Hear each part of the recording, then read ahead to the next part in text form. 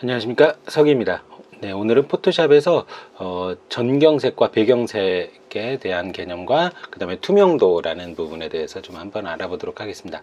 제가 파일에서 새로 하나 준비를 하는데요. 픽셀 바로 포가구 높이를 지정해서 제가 500에 500픽셀짜리 가로 점으로 500개, 세로 점으로 500개로 이루어진 캔버스를 만들도록 하겠습니다. 그러면 이렇게 하얀색 배경으로 만들어지게 되는데, 이렇게 만들어진 배경은 실제 이제 흰색 배경이 밑에 종이가 있는 형태라고 보시면 되고요. 제가 파일에서 빈 문서를 만드는데 백그라운드 컬러를 제가 트랜스퍼런트라는 투명으로 선택을 해서 만들어 보도록 하겠습니다. 그러면 이렇게 지금 약간 격자 무늬로 나오게 되는데, 요거는 이제 실제 투명한 상태를 표시를 한 거다라는 겁니다. 그러면 이렇게 배경이 있는 상태에 이걸 투명하게 만들려면 어떻게 하느냐, 선택해서 제가 딜리트로 지워버려도 되는데, 여기 열쇠 때문에 안 지워져요. 네, 그럴 경우엔 선택하신 다음에 일단 이 열쇠를 꺼버리시고 딜리트를 눌러보시면 이렇게 투명하게 만들어진다라는 걸 볼 수 있습니다. 도형을 한번 그려보도록 할게요. 여기 이게 사각형 그리는 건데, 제가 이렇게 사각형을 하나 그려보면 요게 앞쪽 색상, 이게 이제 선의 색상, 그러니까 테두리 아웃라인의 색상이라고 보시면 될 것 같습니다. 그러면 한번 이동을 시켜 가지고 보면요, 이 색깔을 이제 만약에 다른 걸 칠하고 싶다 그러면 여기서 여기 보시면 릭탱글 레이어라고 되어 있는 부분에 프로퍼티 부분이 위에가 존재하는데, 여기서 이게 전경색이거든요. 네, 클릭하신 다음에 여러분들께서 다른 색을 선택하시면 색상을 변경하실 수가 있어요. 그리고 요게 이제 테두리의 선인데, 테두리가 지금 없는 상태로 되어 있는데, 이거를 제가 어떤 색상으로 해서 픽셀을 강제로 지정하면 이와 같은 형태로, 그 다음에 뭐 기타 여러 가지 옵션들을 여기서 또 그 외에도 설정을 하실 수가 있다라고 보시면 될 것 같아요. 요건 조금 후에 좀 더 자세하게 좀 설명을 드릴게요. 오늘은 투명도에 대한 부분을 알아보겠습니다. 그리고 제가 이제 원도 원을 하나 그리고 싶다 그러면 누른 다음에 제가 엘립스 툴을 이용해서 하나를 그려보도록 하죠. 마찬가지로 색상도 전경색을 이번엔 녹색으로 해보고요. 그리고 테두리는 없애볼까요? 네, 이렇게 하면 테두리 선은 없어지고요. 그리고 도형도 하나 그려보도록 할게요. 삼각형을 그려볼 텐데, 폴리곤 툴을 이용을 해서 그냥 하면 여기 위쪽에 보시면 사이드, 즉 오면체가 만들어지는데, 오각형이죠. 네, 제가 이걸 삼각형을 한번 만들어 보도록 하겠습니다. 드래그 해보면 이와 같이 만들어지는데, 이럴 때 이제 여러분들께서 또 오늘 하나 알아두실 단축키 중에 하나, 쉬프트 키는 보통 직각이나 45도 방향으로 뭔가를 만들고자 한다거나 선택하거나 이동할 때 쓰실 수 있는 단축키입니다. 네, 그럼 제가 이렇게 삼각형을 하나 만들었고요. 다각형을 한번 그려보도록 하겠습니다. 네, 다각형을 폴리곤 툴을 이용해서 여기 사이드를 선택을 하실 수 있고, 제가 O라고 하면 오면체, 오각형을 그릴 수 있죠. 네, 그리고 이런 형태로 제가 선택을 해놨습니다. 여기서 여러분들께서 이제 만약에 투명하게 조금 하고 싶다 그럴 경우엔 제가 여기 폴리곤 툴, 현재 마지막에 그려진 이 폴리곤 툴의 오페시티 값이 있어요. 이거를 제가 45 정도로 조정을 한번 해보도록 할게요. 네, 이렇게 만든 다음에 이걸 파일에서 세이브 포 웹으로 만들어 보도록 할 텐데, 제가 이게 메뉴가 지금 익스포트에서 세이브 포 웹이겠네요. 네, 컨트롤 알트 쉬프트, 이게 저 단축키로만 설명을 좀 드려서 죄송합니다. 요거를 클릭한 다음에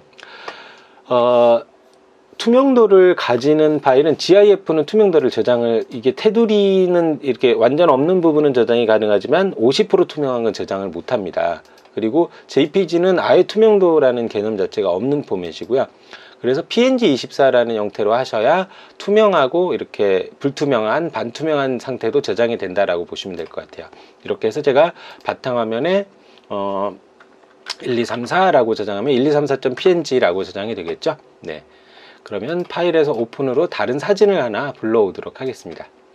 이렇게 사진을 불러온 상태에서 여기에다가 이제 조금 전에 그 이미지를 한번 드래그해서 놔보도록 할게요. 네,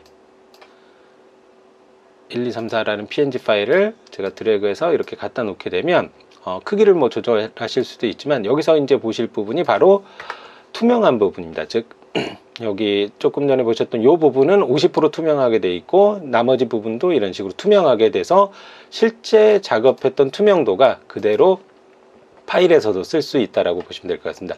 이렇게 된 PNG 파일들은 주로 웹사이트 상에서 어떤 배경 위에 투명한 이미지를 만든다거나 그럴 경우에도 사용하실 수 있는 개념이다 라고 보시면 될 것 같아요. 물론 이렇게 뭐 하셔도 되지만 여기서 바로 얘네들을 선택하셔 가지고 드래그해서 이쪽 탭으로 갖다가 뭐 놓으셔도 되긴 하지만 이제 별도의 파일로 저장된 PNG 파일들을 그 파일을 또 가져올 때 보통 우리가 눕기라고 하는데, 그러니까 어떤 이미지에 이렇게 특정한 부분을 따가지고 돼 있는 파일들을 그 사용을 하고자 할 경우에 쓰는 방법이다 라고 보시면 될 것 같아요.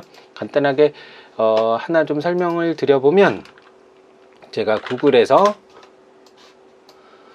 아이맥이라고 하나 검색을 하겠습니다. 이미지로 검색을 한번 해보죠. 그 다음에 요 아이맥을 복사를 하나 해서 포토샵에다가 여기다가 제가 에디트해서 패스트로 붙여 보겠습니다. 그럼 이렇게 배경이 가진 파일이 만들어지잖아요. 그러면 다시 한번 빈 문서를 하나 만들고 여기다가 빈 문서를 만들 때 방금 배경을 투명하게 만들었습니다. 거기다 파일에서 패스트로 제가 방금 내용을 붙였고요.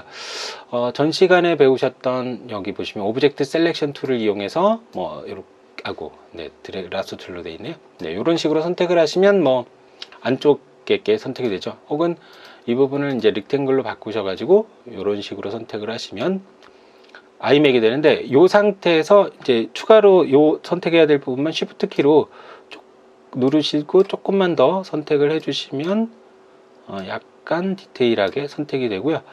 좀 빼야 되겠다 그럴 때는 Alt 키를 누르고 계신 상태에서 눌러주시면 되고, 이렇게 이제 컨트롤로 확대해 보시면 하단 부분이 화면 패닝이라 그래서 스페이스바를 누르고 계시면 이렇게 다른 그 툴을 선택한 상태에서 드래그를 해서 특정 부분을 바꾸실 수 있습니다.